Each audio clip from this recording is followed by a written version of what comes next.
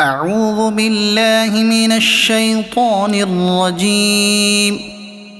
بسم الله الرحمن الرحيم. تبت يدا أبي لهب وتب، ما أغنى عنه ماله وما كسب، سيصلى نارا ذات لهب، وامرأته حمالة الحطب، في جيدها حبل من مسد.